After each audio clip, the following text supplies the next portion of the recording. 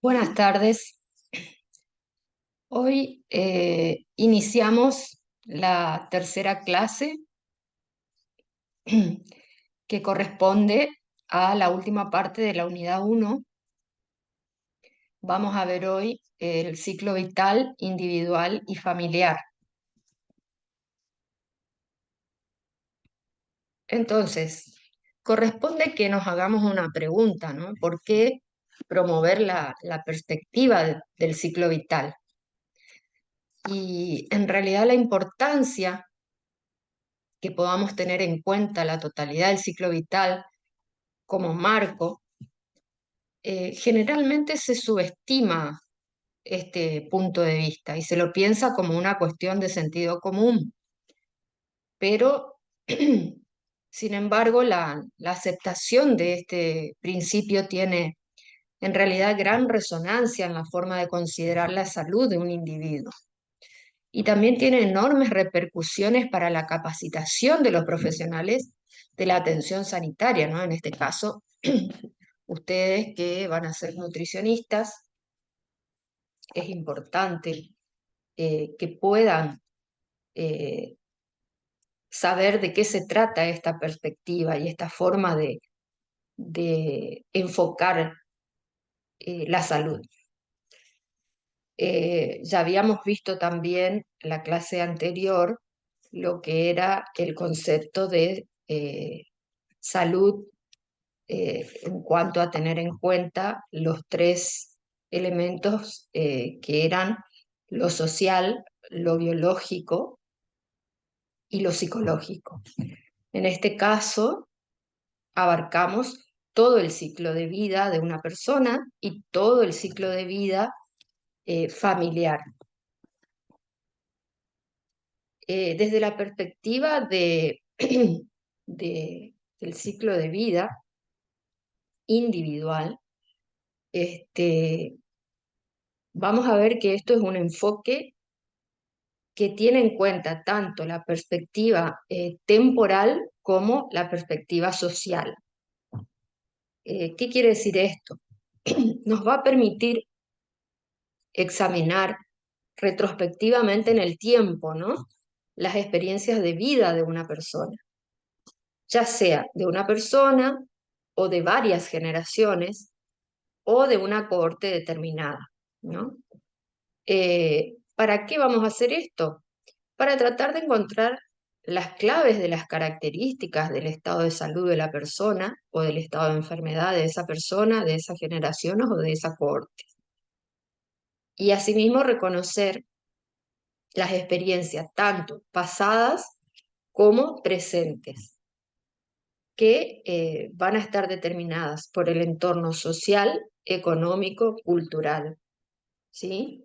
Y a su vez, el objetivo de ver desde este enfoque es identificar todos los procesos biológicos, los procesos comportamentales y psicosociales, fundamentales que intervienen a lo largo de toda la vida. Es decir, que aquí ustedes ven que se repite nuevamente ese enfoque biológico, social y psicológico que hemos visto en la clase anterior. También reconoce que las experiencias se acumulan a lo largo de nuestra vida, que las intervenciones que nosotros podamos hacer en una generación van a repercutir en las generaciones siguientes, es decir, esto se transmite a las generaciones siguientes y que el mayor beneficio de un grupo de edad puede por ahí derivarse en las intervenciones que nosotros hayamos hecho a un grupo de edad anterior, ¿sí? Eso tenemos que tener en cuenta.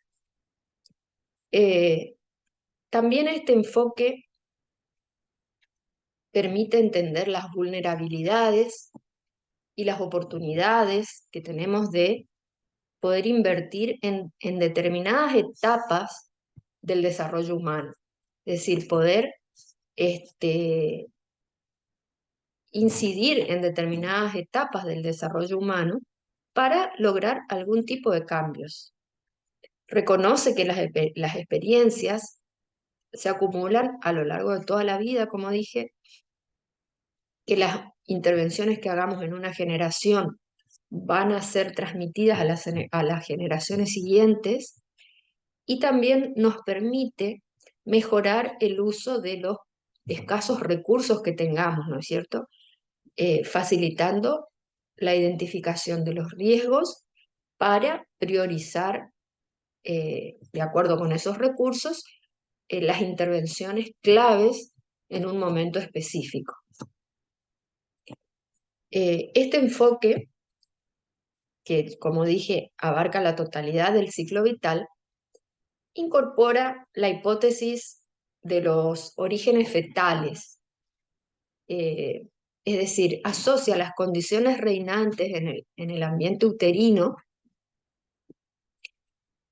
con el desarrollo posterior de enfermedades crónicas en la edad adulta o de algunas predisposiciones a enfermedades que se producen en edades posteriores al nacimiento, ¿no? Y esto debemos tener en cuenta porque hay periodos desde que nosotros nacemos que se llaman periodos críticos de crecimiento y desarrollo, donde no solo se produce algún tipo de alteración en la vida intrauterina, sino que pueden aparecer en la primera infancia, pueden aparecer durante la niñez, durante la adolescencia. Y estos periodos críticos que tenemos en cada una de las etapas se refieren a los momentos en que somos más vulnerables, ¿no es cierto?, ante la exposición a ciertos factores ambientales.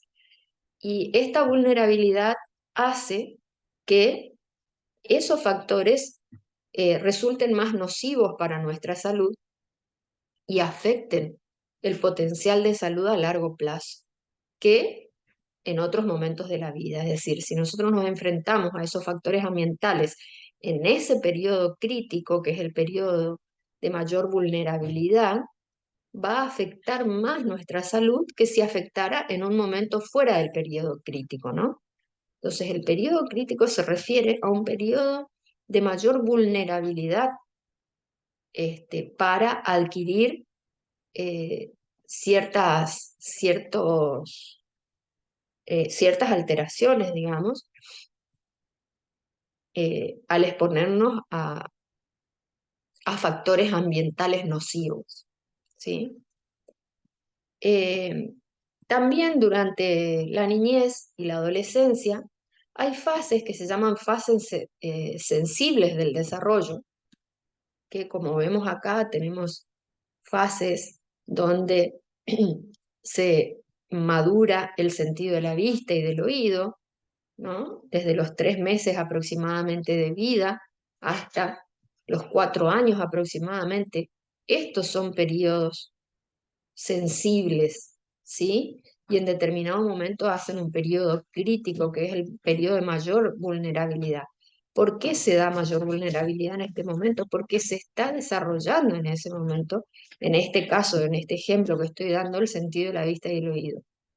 O, por ejemplo, en la adquisición del lenguaje, que se da aproximadamente entre los 9 meses a un año de vida hasta los 6, 8 años, donde se adquiere el lenguaje abstracto, ¿no? Lo mismo con las funciones cognitivas superiores. Fíjense ustedes en este gráfico que son diferentes las curvas. ¿Y a qué se refieren estas curvas? Que en el momento de mayor vulnerabilidad es acá, donde tenemos el pico de la curva, ¿no? Y después ese momento va decreciendo. Estos periodos son periodos sensibles en los cuales las aptitudes sociales, las aptitudes cognitivas, los hábitos y las estrategias que nosotros eh, enfrentamos para poder transcurrir nuestra vida se adquieren con mayor facilidad que en otros periodos. A eso se le llama periodo sensible. Entonces, esas capacidades y aptitudes van a determinar en gran medida la trayectoria de la vida de una persona y van a tener repercusiones para la salud de esa persona en fases posteriores o en edades más tardías. En cuanto a el ciclo vital individual, eh, vamos a ver que las etapas del desarrollo humano individual constituyen una serie de cambios, ¿sí? Biológicos, emocionales, sociales, físicos, psicológicos, que todas las personas atravesamos a lo largo de nuestra vida. Eh, entonces, nuestro ciclo vital individual se puede dividir en diferentes etapas del desarrollo, ¿sí? Y según el autor que tomemos en cuanto a estas etapas, vamos a tener que el enfoque es diferente, con algunas variaciones, no es tampoco tan diferente. Es por eso que eh, no debemos tomar estas etapas como de una manera absoluta, ¿no es cierto? Porque en realidad existe en cada uno de nosotros gran diversidad cultural, diversidades individuales, psicológicas, sociales. Existe mucha diversidad. Entonces, eh, cada una de estas fases no van a ser, no tenemos que tomarlas de manera absoluta, de una manera rígida, ¿sí? Y cada una de estas fases trae consigo una serie de cambios que son indispensables para la evolución del individuo. De allí la importancia de conocer este punto de vista, ¿no? Eh, y, y tener en cuenta, tener presente las características de cada etapa. En este cuadro que ustedes ven acá van a tener los diferentes puntos de vista de acuerdo con los diferentes autores, ¿no? Tenemos las etapas biológicas que ustedes ven acá, que comienza desde el recién nacido y lactante, pasando por la segunda infancia, la etapa preescolar, la etapa escolar, la adolescencia, el adulto y el adulto senescente o el anciano, ¿no?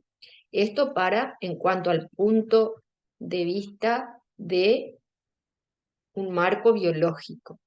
Ahora, si vemos las etapas del desarrollo psicosexual de Freud, por ejemplo, vamos a ver que Freud las divide en una etapa oral, etapa anal, etapa edípica, una etapa de latencia y una etapa de adolescencia.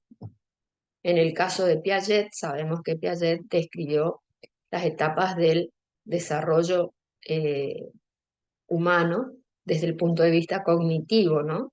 Donde destacó la etapa sensorial motora, la etapa preoperacional, la etapa posoperacional, la etapa de operaciones concretas y la etapa de operaciones formales.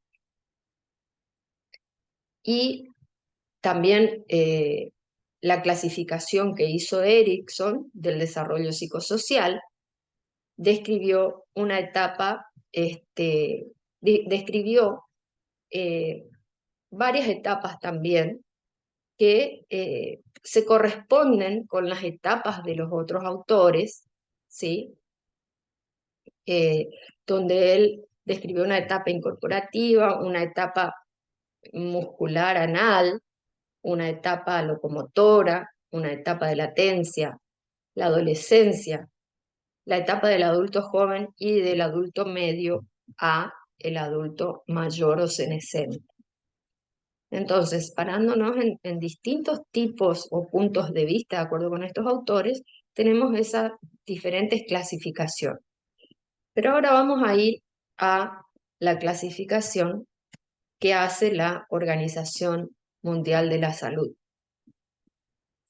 Y la Organización Mundial de la Salud describió 6 etapas del ciclo vital individual.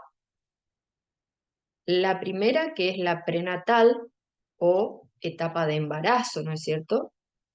Donde tomamos todo el embarazo hasta el nacimiento. La segunda etapa o infancia, que va de los 0 a los 6 años. La tercera etapa, que es la etapa de niñez, que va de los 6 años a los 12 años.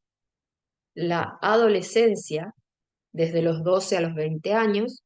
La juventud, de los 20 a 25 años. La adultez, de 25 a 60 años.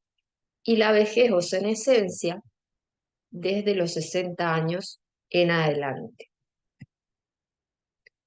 Si describimos brevemente, voy a hacer una descripción de cada una de estas etapas según la OMS, vamos a ver que la OMS considera la etapa prenatal aquella que va del desarrollo que se lleva a cabo en el vientre materno,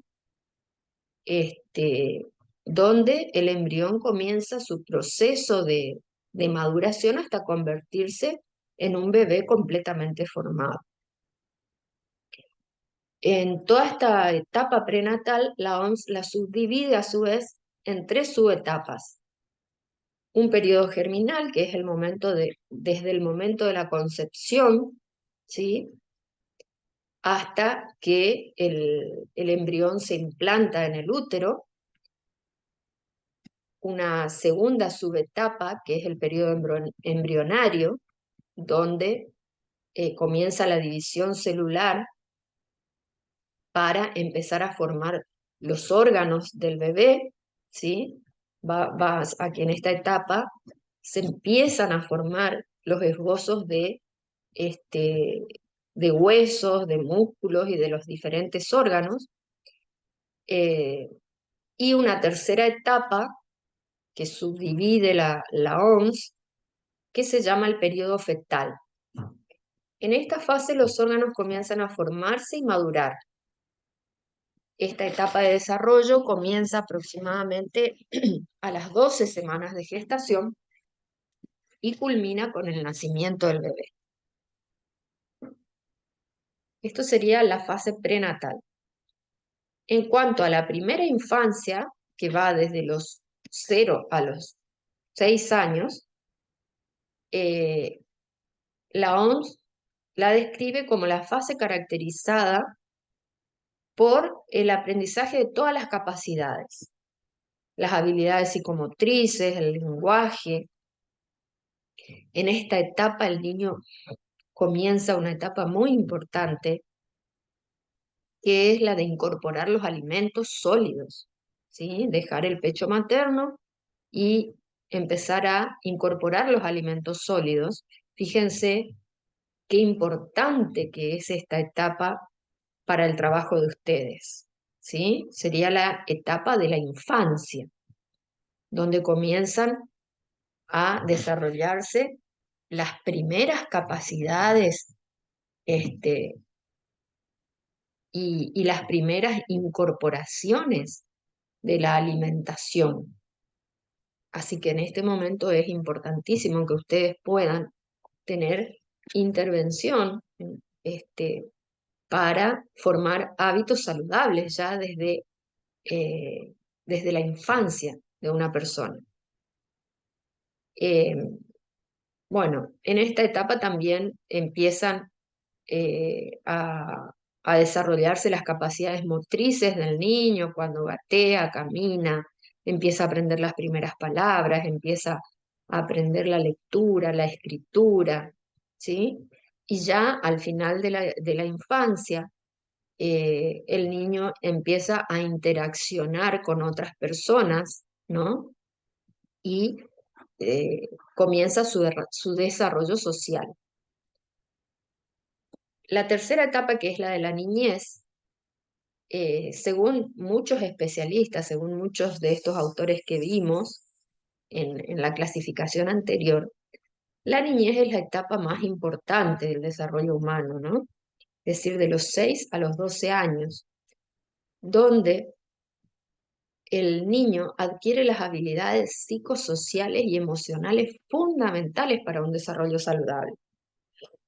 En este momento es donde se sientan las bases de lo que será el futuro individuo, ¿no?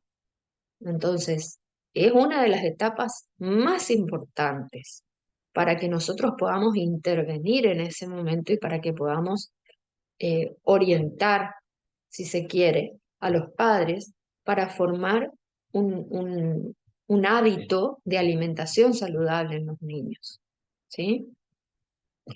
Entre las características de esta etapa se destaca el desarrollo de las habilidades cognitivas, por ejemplo, ¿no?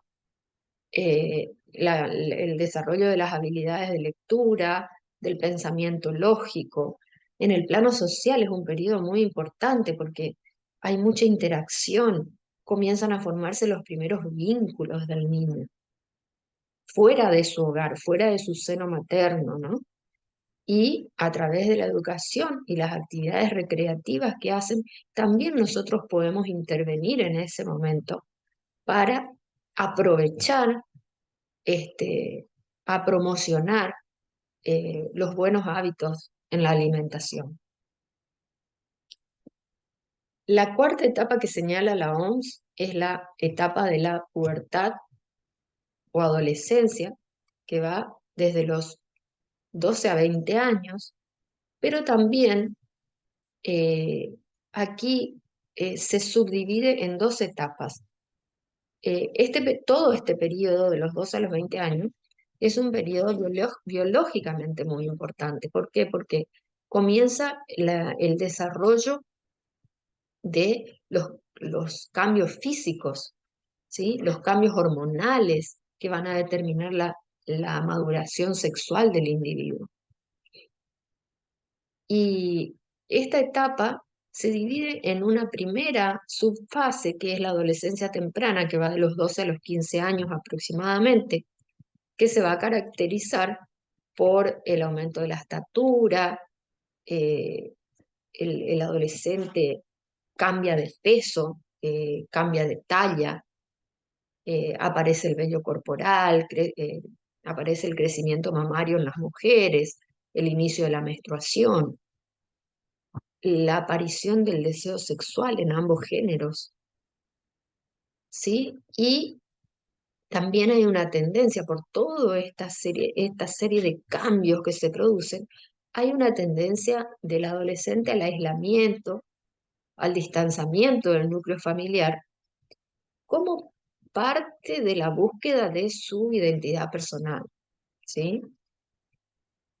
Posteriormente a esta etapa, a esta subetapa, llega la adolescencia tardía, que es un periodo que va aproximadamente entre los 15 a 20 años, donde se termina de completar todo el proceso de maduración sexual. Y el adolescente se va a preparar para la vida adulta, ¿sí?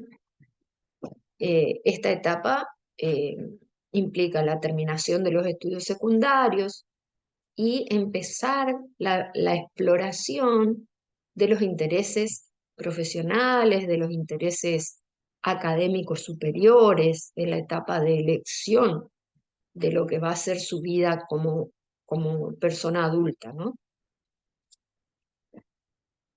En la etapa posterior, que es la quinta etapa, que es la juventud, que va de los 20 a 25 años de edad, eh, comienzan las primeras interacciones sociales ya del individuo adulto.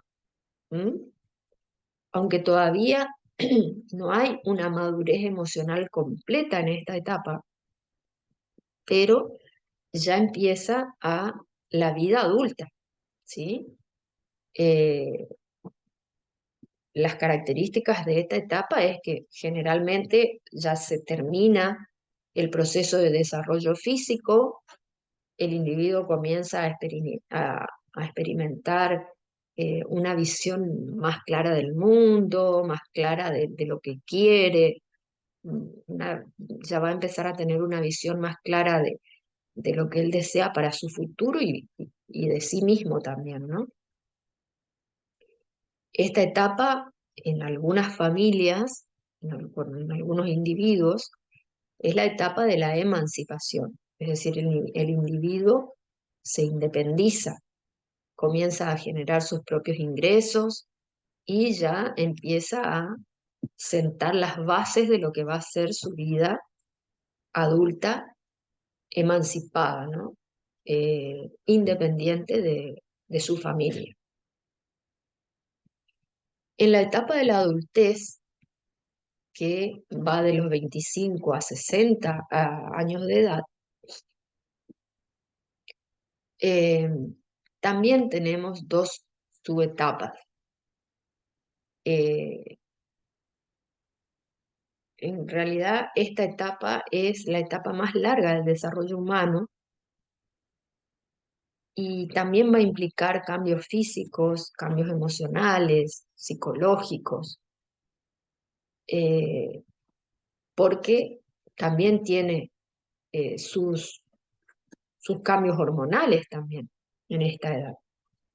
Y vamos a ver que tenemos, perdón, yo dije dos subclasificaciones, son tres en realidad, porque son tres etapas, de 25 a 40 años es la adultez joven, donde eh, hay mayor vitalidad como adulto, hay mayor actividad en la vida de una persona y se caracteriza eh, por una etapa de mucha productividad, coincide con la finalización de los estudios universitarios generalmente, con el desarrollo profesional. Es la etapa que idealmente se produce la procreación, es decir, la conformación, digamos, de una nueva familia, y se entiende que la persona a esta edad está en la plenitud de su capacidad, eh, tanto reproductiva como en la plenitud de la madurez emocional, ¿no es cierto?, necesaria para afrontar los cambios que toda esta etapa y lo que se viene, para afrontar todos los cambios que vienen con el paso de los años. Otra segunda subetapa es la adultez intermedia, que eh, se considera entre los 40 a 50 años de edad aproximadamente, donde la mujer generalmente empieza los cambios propios de la menopausia y el hombre empieza los cambios de la andropausia, es decir, también hay fluctuaciones hormonales en esta etapa. Y van a haber muchos cambios emocionales, va a haber cambio de peso, cambio de talla. Es decir, también es una etapa muy importante para poder incidir ustedes como nutricionistas, ¿no? Porque se viene una etapa bastante compleja para el adulto, donde va a aparecer, conjuntamente con estos cambios hormonales, va a aparecer una disminución del deseo sexual, la aparición empiezan a aparecer las primeras líneas de expresión, las arrugas, la aparición de canas, empieza la pérdida de la masa ósea, de la masa muscular. Entonces aquí hay que hacer una gran intervención nutricional para que esa disminución de todas las actividades que van a comenzar en el cuerpo de esa persona sean lo menos marcadas posible. Y la etapa que se aproxima a la adultez intermedia es la tercera subetapa de este periodo, que es la adultez tardía, que va de los 50 a los 60 años de edad, donde vamos a notar cambios físicos más marcados, ¿sí? y empiezan a aparecer una serie de cambios vitales importantísimos en lo que es la dinámica social del individuo. ¿Por qué? Porque en esta etapa generalmente se produce la emancipación de todos los hijos, lo que en muchos casos implica el sentimiento de soledad de los padres, ¿no?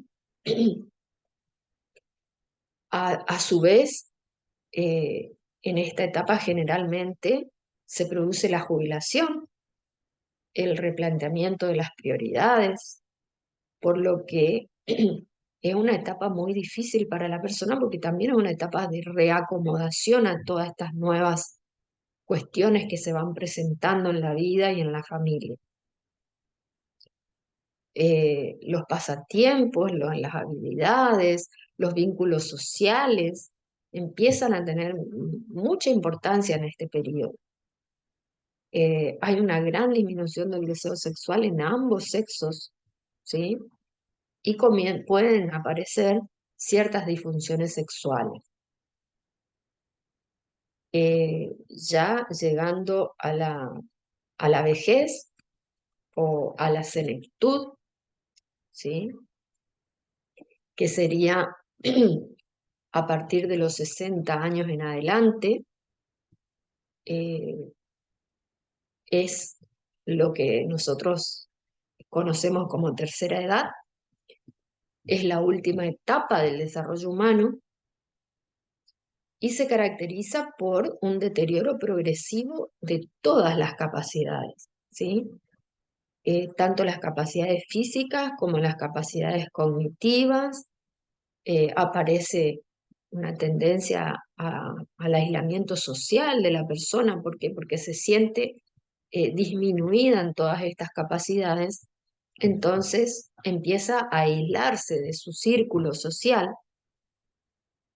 ya sea por la aparición de alguna discapacidad, como por la aparición de alguna enfermedad o por la misma reducción del círculo social causada por el fallecimiento quizás de otros pares, ¿no? Fallecimiento de amigos, fallecimiento de alguno de sus vínculos de la misma edad. Se acelera el proceso de envejecimiento, la piel pierde elasticidad, las arrugas son mucho más marcadas, los hombres empiezan a perder el cabello, bah, ya desde etapas anteriores empezó la pérdida del cabello en los hombres, ¿no? Pero también acá en esta edad la mujer empieza a perder mucho el cabello también. Se acelera la pérdida de la masa muscular y de la masa ósea, lo cual lleva a una disminución bastante importante en lo que es la capacidad física, ¿no? También puede aparecer disminución de la visión y de la audición. Imagínense que al disminuir la visión y al disminuir la audición, prácticamente el cuerpo mismo se va aislando del entorno, ¿no? Eh, entonces, en este momento nosotros vamos a ver que eh, la calidad de vida y los hábitos de salud que se adquirieron en etapas vitales anteriores va a tomar mucha importancia en este periodo. ¿Por qué? Porque si en años anteriores hubo una buena calidad de vida, con hábitos de salud, hábitos alimentarios favorables, acá en esta etapa va a influir mucho eh, esas cuestiones y sobre todo va a tener una influencia muy positiva en esta fase, ¿no? Para lograr que esa persona adulta se encuentre saludable a pesar del- de la disminución que, que enfrenta su cuerpo, ¿no? En todas las capacidades. Pero ese adulto, al tener una adultez saludable, va a afrontar la ancianidad y la vejez con una mejor perspectiva de vida. Por eso es importante crear oportunamente esas buenas condiciones y esos buenos hábitos para que al llegar a la senectud, la persona pueda seguir teniendo una buena calidad de vida. Eh, entonces vean qué importante que es este enfoque del ciclo vital, ¿no es cierto? Que abarca la totalidad del ciclo, permitiendo eh, ver a futuro, ver a largo plazo las consecuencias, ¿sí? Y sobre todo hacer un trabajo de prevención de estas consecuencias a largo plazo, ¿sí? Eh, porque vamos a ver que los efectos eh, que se acumulan en la salud durante todo el largo de la vida de un individuo no se limita solamente a la vida de ese individuo, sino que esto se va a traspolar, se va a transmitir a las generaciones sucesivas. Existen numerosos estudios nutricionales, se han realizado en animales, por ejemplo, que demostraron que en aquellos animales eh, que tenían alguna alteración o algún problema en su nutrición, iba a traspolarse a las generaciones sucesivas tanto el tamaño de la cría eh, como tanto en el tamaño de la cría recién nacida como en su crecimiento posterior. Entonces, eh, lo que tenemos que intentar es que las investigaciones futuras nos ayuden a determinar la manera y el momento en que conviene dirigir nuestra intervención de manera óptima, ¿no es cierto?, para mejorar la salud de ese individuo de una forma eficaz, ¿sí? Y tratando de enfocarnos en los menores costos posibles. Ahora, si vemos en este gráfico eh, que se refiere a la capacidad funcional respecto del ciclo vital, ustedes van a tener acá en la flecha vertical que va a medir la capacidad funcional de un individuo y la flecha horizontal mide la edad, ¿sí? Entonces, vemos que durante la vida temprana, ¿no es cierto?, la vida de crecimiento y desarrollo del individuo, eh, la línea va en aumento, ¿sí?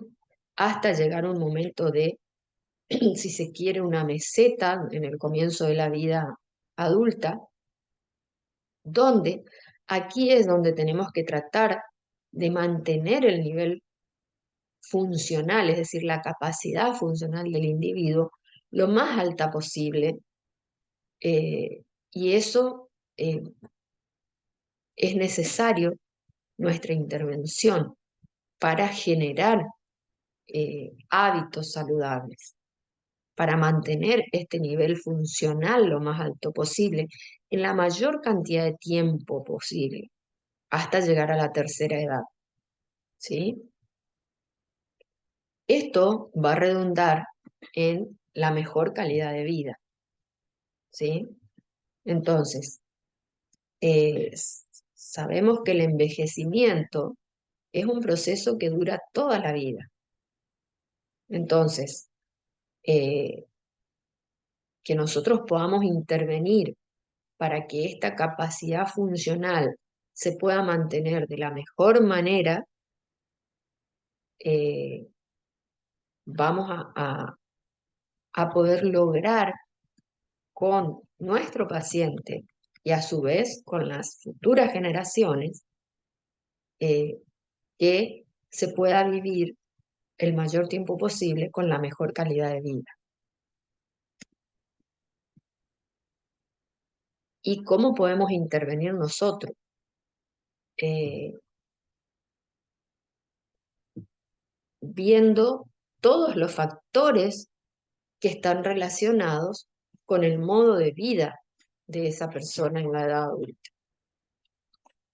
Porque, por ejemplo, si nosotros durante la vida de esa persona vemos que fue un paciente tabaquista, un paciente que consumía alcohol, eh, que consume comida chatarra, ahí es donde nosotros podemos intervenir para cambiar esos hábitos de vida, ¿sí? Entonces, el grado de actividad física y el régimen alimentario de nuestro paciente va a redundar en la calidad de vida de ese paciente a largo plazo. Porque un paciente con malos hábitos, esa pendiente que veíamos recién de la capacidad funcional, va a ser mucho más abrupta en ese paciente con malos hábitos que en un paciente que tenga una vida saludable. Sin embargo, esa disminución acelerada de la capacidad funcional puede ser reversible a cualquier edad y puede verse influenciada a cualquier edad por medidas individuales y por medidas sanitarias. Y ahí es donde nosotros tenemos que intervenir, promocionando el abandono del hábito de fumar, de las pequeñas mejoras en el estado físico, ¿sí? Con que nosotros indiquemos caminatas diarias a nuestro paciente ya va a redundar en la reducción del riesgo, por ejemplo, de una cardiopatía, de un problema vascular. Entonces, una educación deficiente, la pobreza, las condiciones de vida nocivas de nuestro paciente van a hacer mucho más probable que esa capacidad funcional sea muy reducida en la ancianidad. Eso tenemos que tener en cuenta. Entonces, la calidad de vida debe ser una consideración principal durante la totalidad del ciclo vital. Mediante, nosotros tenemos que promover para esa mejor calidad de vida, promover cambios en el ámbito familiar, cambios en el ámbito laboral también, ¿sí? En el ámbito de vínculos de esa persona y sobre todo, por supuesto, en el ámbito salud. Y todo esto va a facilitar y va a posibilitar mejorar enormemente la calidad de vida.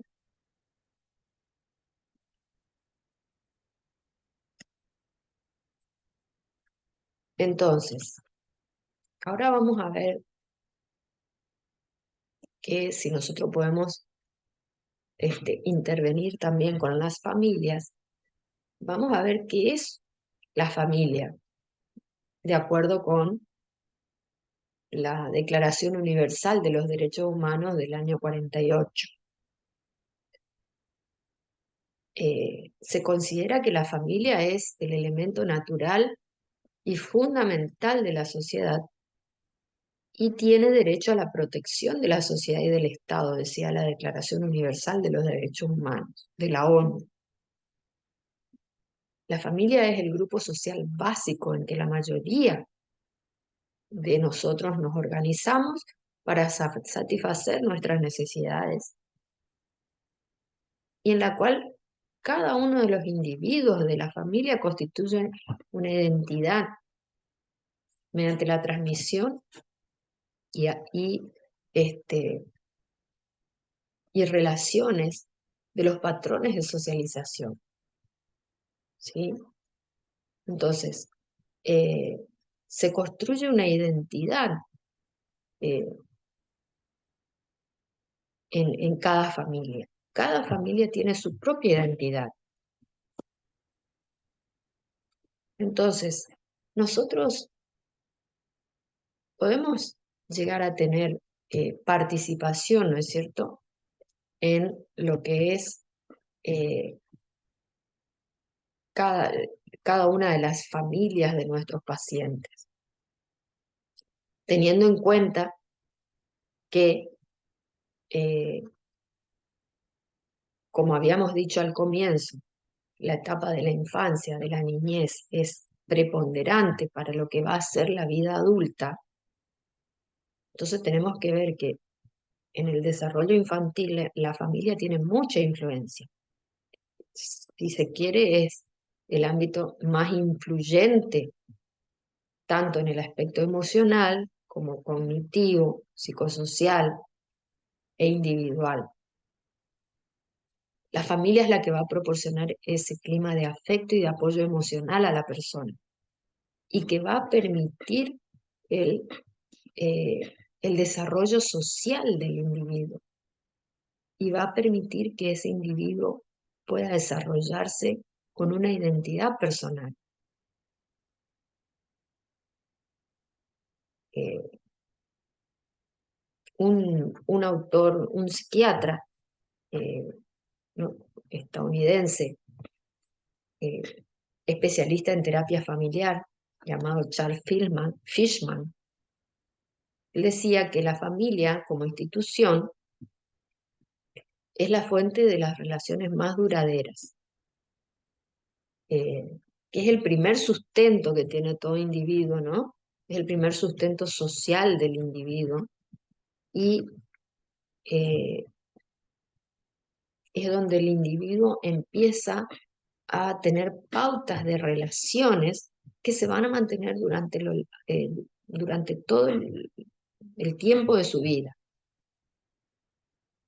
Y eso, que es la familia, es lo que va a convertirla en la instancia, digamos, con mayores recursos para producir cambios. Es decir, es un contexto natural para producir esos cambios, para crecer, para recibir apoyo. La familia es un sistema vivo, ¿sí? Que va a intercambiar información tanto interna, es decir, tanto en el seno familiar como externamente, hacia afuera de la familia. Entonces, podemos ver que la familia en sí es, como dije recién, es un sistema vivo que está en constante evolución y desarrollo, ya sea por los individuos que la conforman o por el contexto que conforma esa familia. Dentro de ellas, las personas nacen, crecen, se reproducen y mueren. Pero en todo este transcurrir de la vida familiar, va dejando sus huellas, va dejando tanto huellas en las costumbres como en los hábitos, las reglas y, por qué no, en los vicios, que también se van a transmitir de generación en generación. Entonces, llegado a este punto, estamos en condiciones de hablar de qué es el ciclo familiar, el ciclo vital familiar, o ciclo evolutivo familiar. Y vemos que es la secuencia de estadios por los que atraviesa una familia desde su conformación hasta su disolución. Y está compuesto por diferentes etapas de complejidad creciente. Es decir, primero la familia va a tener etapas de crecimiento familiar y posteriormente va a tener etapas de disminución familiar o simplificación familiar. Y también hay autores que dicen que contemplar a la familia, decía Minuchin, en un tiempo prolongado de tiempo, es observarla como un organismo vivo que está evolucionando con el tiempo. Pero bueno, a pesar de esto, es bastante difícil, digamos, eh, describir etapas estándar para todas las familias. Pero, sin embargo, nos posibilita el poder describir etapas familiares, es una herramienta que nos posibilita eh, justamente trabajar con esa familia y ver en qué etapas del ciclo familiar nosotros podemos trabajar y podemos este, hacer una intervención, ya sea de prevención o una intervención de tratamiento o diferentes tipos de intervenciones de acuerdo con las distintas etapas familiares. Entonces, ahora vamos a ver también la clasificación del ciclo vital familiar según la Organización Mundial de la Salud del año 1978, que también la OMS desarrolló su propia clasificación eh, en un modelo dividido en 6 etapas. La OMS es una de las clasificaciones que tomamos, pero existen también otras clasificaciones de otros autores que por ahí agregan algunas subetapas o agregan 1 o 2 etapas más, otros que agregan, que simplifican etapas.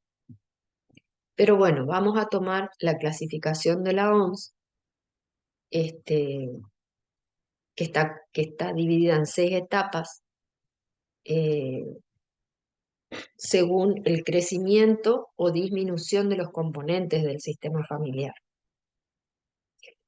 Entonces, la OMS divide a la primera etapa como la etapa de formación de la familia, que es el periodo que transcurre desde que se conforma el matrimonio hasta el nacimiento del primer hijo. La segunda etapa es la de extensión, que ocurre desde el nacimiento del primer hijo al nacimiento del último hijo.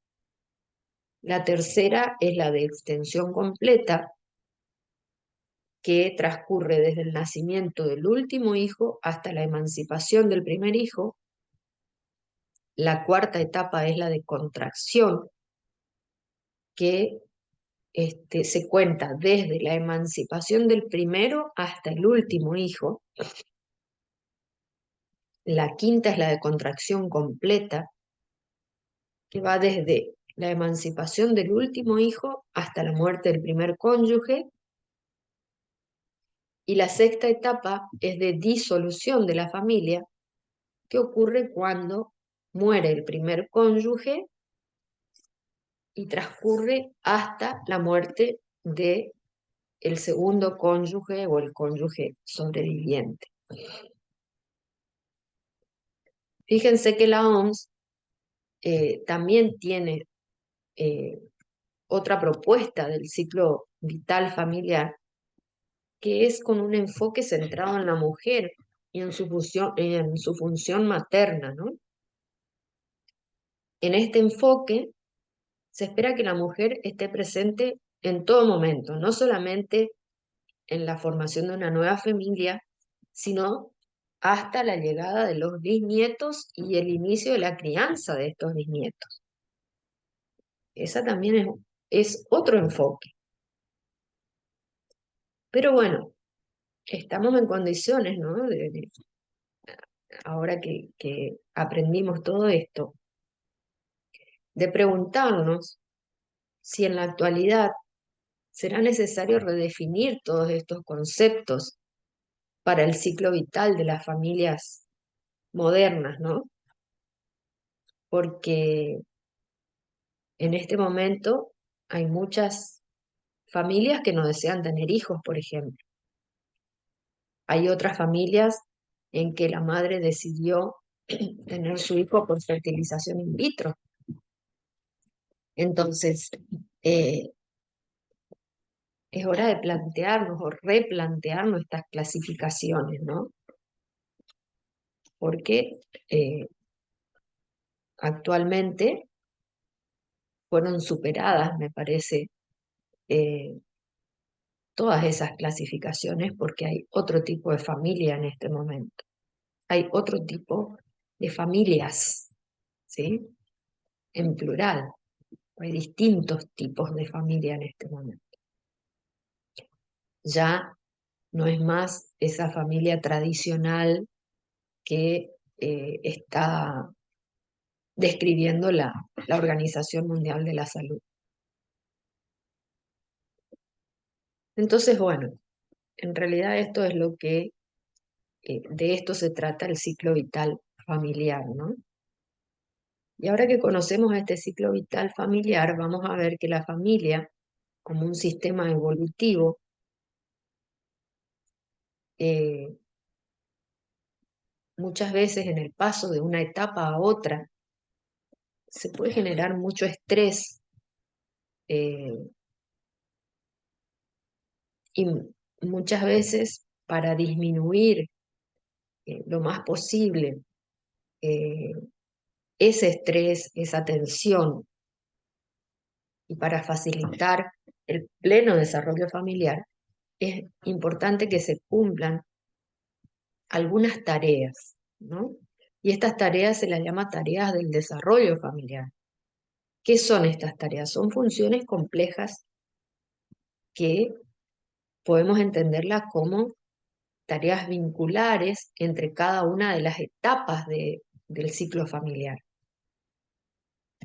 A cada etapa del ciclo le corresponde una serie de tareas básicas de desarrollo familiar, en la que todos los miembros deben realizar determinadas tareas y llevar a cabo determinadas tareas en función del ciclo familiar en el que se encuentren, en función de la etapa del ciclo familiar en el que se encuentren, y a la vez con el rol que ese individuo cumple en su familia acorde con su ciclo con su ciclo vital individual también, ¿no?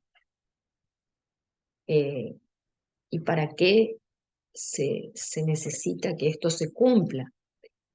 Para poder garantizar el cumplimiento de las 5 funciones, dice la OMS, familiares, este, lo mejor posible, ¿no?